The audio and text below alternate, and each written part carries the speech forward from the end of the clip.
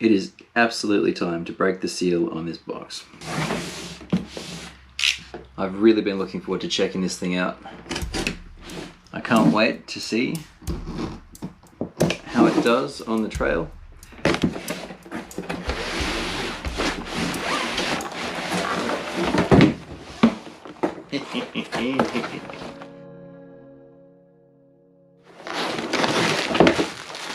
Gotcha. This is the DX3 radio it came with. The thumb control is not quite the same as on the Rugged, which we're going to check out soon, but it's still an easy reach. Standard suite of controls. So we have steering rate, braking rate, which isn't going to apply to us, steering trim and throttle trim. We've got the smart battery level meter, which is part of the Spectrum Fusion ESC and receiver. We'll get to that. And you can reverse the throttle and steering channels, and of course limit the throttle 50, 75 or 100%. See, and I have a 1080 card, programming card I'm hoping to use.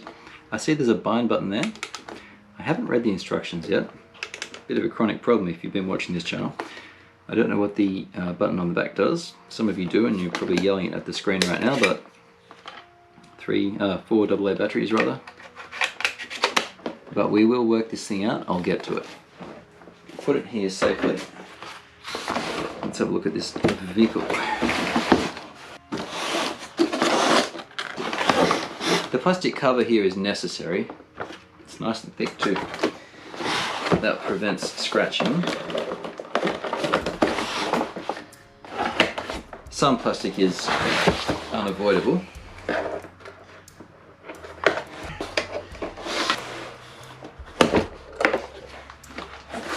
The diffs have leaked oil into the cardboard. That's good to know.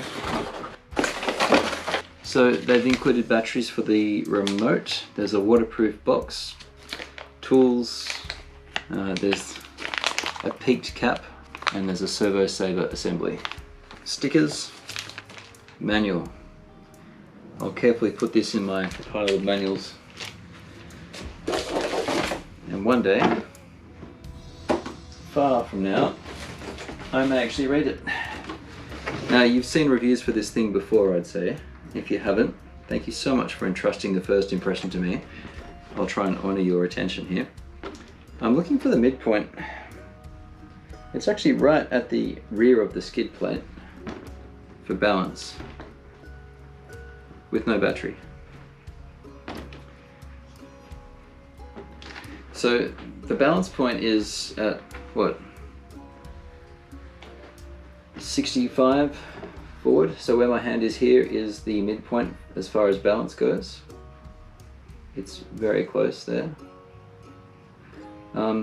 If you throw a battery in this in the rear, it's going to unbalance the rig. Now, my Red Cat came with this as well. The body wasn't quite put onto the chassis properly. Totally minor. Mirrors don't rotate.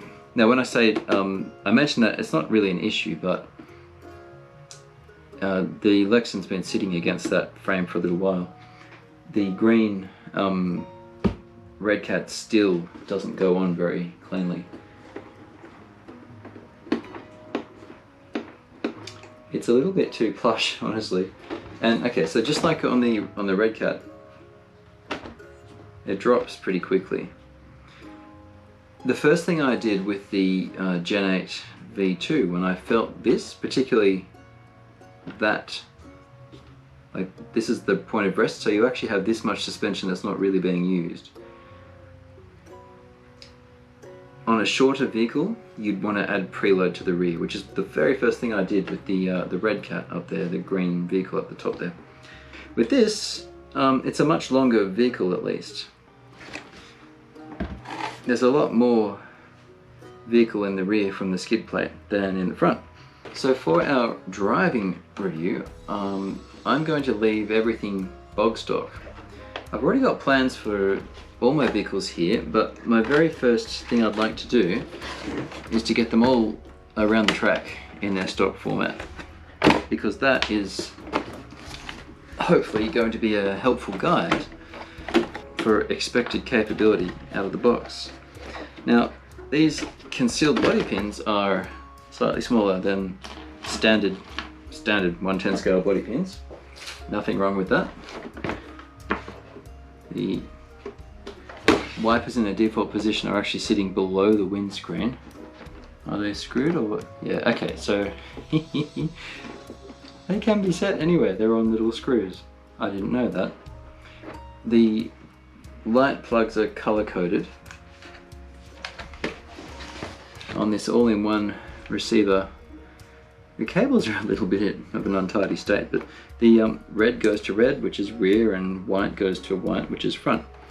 When I do my custom bodies, I like to bring everything into just one plug, and I'll often use a light controller, and I'll plant that up here in the body somehow, and then only lead up a throttle cable, so there's just one cable to connect, because I don't like indicators on a crawler, because you're not going to indicate when you're crawling. But brake lights and reverse lights are nice to have. This has two, and it's kind of annoying. The cables are held on by tape. If this was a Traxxas model, full points to Traxxas for this, they would have a molded cable gusset system that's removable as well, that would hide the cables for the most part and manage them. That's not the case for this. And I also see the interior is removable. No, well, it is, but the door handles are removable with body pins. The drop bed, which is a separate piece of plastic as well, which would also help with rigidity, is removable with 4 hex screws. And the interior, oh no, I see, 2 there. Okay, so the rear must be this. You've got to undo those 2 and these 2, and you'll get it out. So there's a lot of molded pieces on this body. It's surprisingly nice. It's very soft. That's good for longevity. The Vetera Ascender did a similar pin setup to this, where you have a rear piece with the holes for the back of the body to sit on. That's smart. I like it. Now the front's the same. There's also a, it's kind of hard to see, but right here, I've got a light here. There's a radiator, dual fan setup. This is a highly detailed body for a Lexan body. One of the things I liked about the TRX4 is that it had different kinds of plastic. The Bronco has a nice chrome line with signal or running lights on the side, for example. This is a very rigid body though, and that's largely thanks to this middle bracket here that combines the bed with the interior. This is really why I'm here. You almost got there, Axial. One thing I was interested in here is the transfer case at the end of the transmission. The 2 outdrives, your drive shafts, both spin in the same direction still. They're separated here because of the dig, but gee, it would have been nice if the direction of the rear shaft spun the opposite direction, because that's how you eliminate torque twist. It's the main thing. So torque twist is when you accelerate, it'll make the vehicle tuck down, so the shaft is spinning that way, so the vehicle will want to oppose the torque coming through the drivetrain to the wheels. So this thing you're going to see when on the trails, I predict, I don't know this for a fact, but it's likely going to want to tilt like that just a little. I believe this is a 35 turn, 540. The cowl, the engine cover is very pretty. We'll do a close-up of that with some light. Maybe I'll take a photo to post, but check this out. Look at that. Very cool. What I'm interested in is to see how this thing crawls though. The compound in the rubber is very good.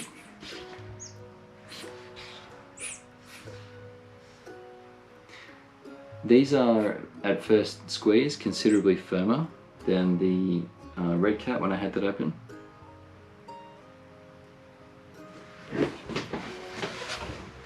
Yeah, definitely.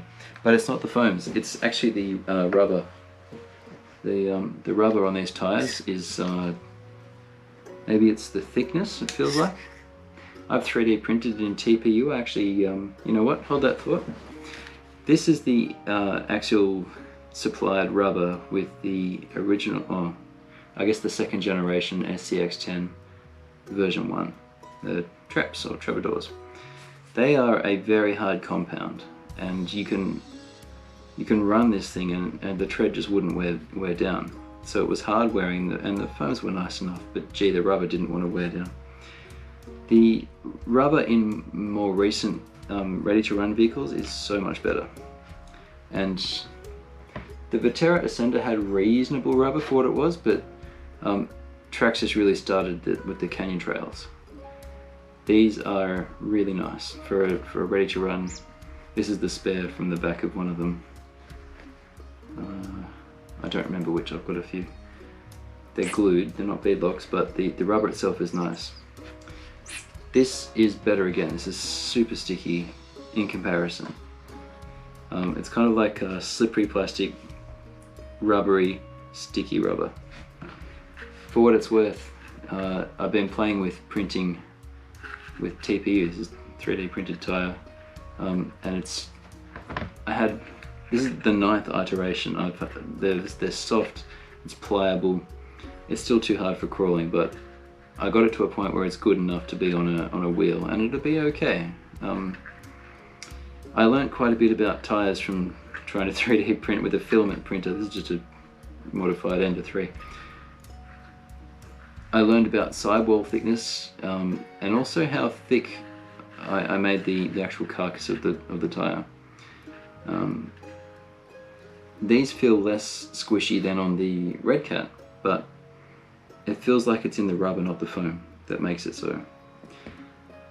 I'm not going to do a thing to this truck when we get it out onto the rocks, just for a comparison, but I am going to plug it into a programming card, and we're going to have a look at the options on this Firma Smart Spectrum Firma 40 amp Smart ESC and receiver. It's the EC3 connector. It's shaped like a XT60, but it's the EC3, which means you've got a circle, then you've got like a flat arch. So we'll look into that shortly. It's got its signal cable on it, which is not that different to the Traxxas IQ link or something like that. Don't go anywhere. I'll get a battery ready, and I'll be back with a programming card. Hold that thought. Well, it's a new day, and I've decided after all to remove the IC3 connector, but I didn't cut it. I just pulled the cover off and unsoldered it. I'll show you some pictures of that while I talk now.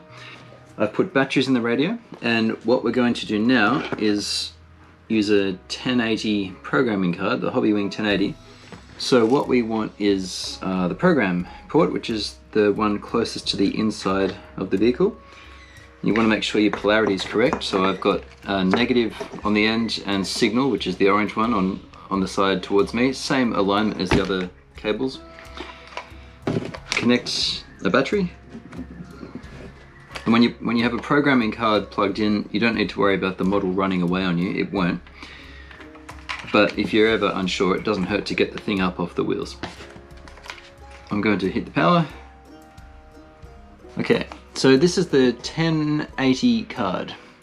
Running mode is currently set to forward reverse, which is what you want for a crawler.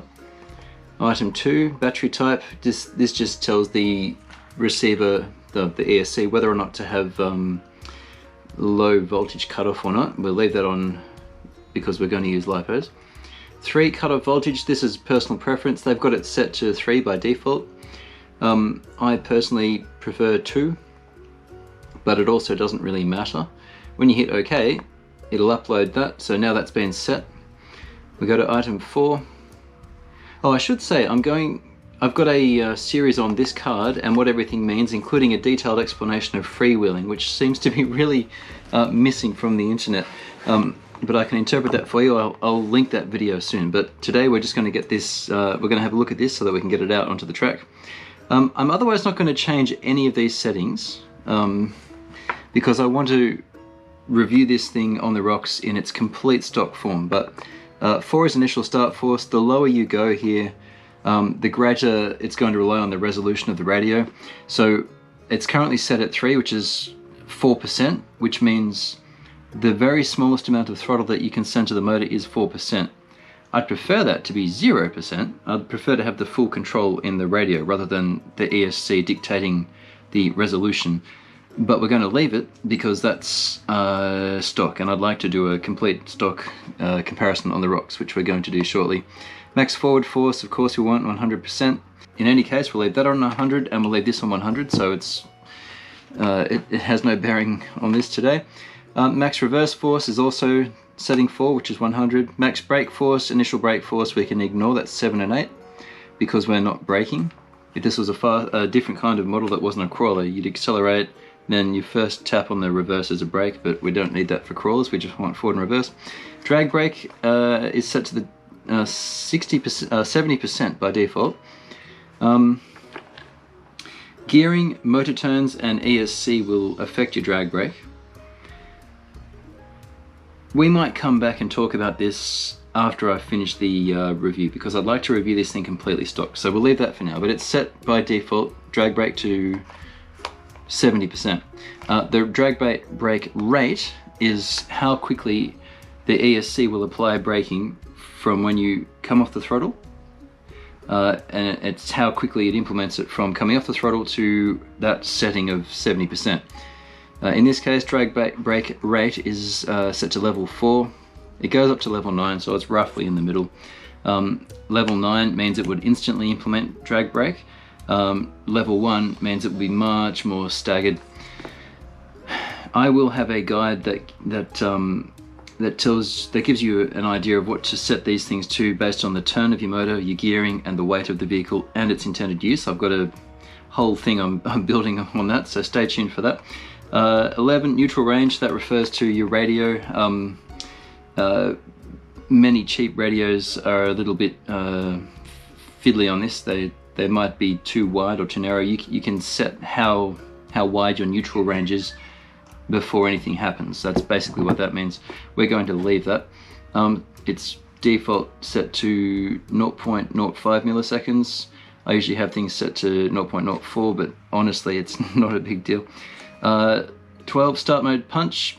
I always like level 9 for crawling because it gives me the most control. Anything less than level 9 and you're letting the ESC filter your input, but it can make it easy. The lower you go for a start punch, the more smoothly it will implement your initial application of throttle. It defaults to 5, which doesn't go to a percent because we're talking about a rate, but the default is 5 for start mode punch. Now let me see here, 13, I'm kind of flying by the seat of my pants here. I understand you can't change the BEC, and I see that freewheeling probably is in effect. We're going to test this. No, in fact we're going to leave it. It's set to 4 for Pt.1 frequency, which is step 13. It's set at 8K. That's actually what I would recommend for almost all trucks anyway. 16 is nice, but 8 is enough to remove that whine without generating too much heat. This is only a 40 amp, which is heaps for crawling, but 8 is probably a good compromise. And then item 14 will be freewheeling. I will explain this in my upcoming video, but in short, if you're not going to be relying on the drag brake terribly much, enable it. It's a good thing to enable.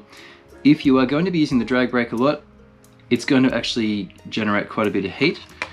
Again, I'll explain this. It's to do with diode switching when the abrupt voltage changes and washback basically. But I'll explain this in an upcoming video. In short, if you'll be using this thing heavily for rock crawling, particularly competition crawling, and you're going to keep this receiver, disable freewheeling. If you're not going to be using it for crawling, or at least if you are, but you're not going to be using a high setting on drag brake, or you don't anticipate using drag brake a lot, enable it. It's disabled by default. We shall leave it disabled. That's actually safest for this thing. Doesn't hurt to enable it, again, unless you're going to be doing heavy competition level work. Now I'm about to put this thing through the ringer on the 6 problem test so we can compare it to the other trucks that we've run already, so I shall leave it disabled. Everything's left as stock. So with that being said, I'll get the lid back on this thing and we shall proceed to part 2 of this SCX10 III Gladiator review. How does it go on the rocks in stock form? I can't wait to find out. I'll see you there.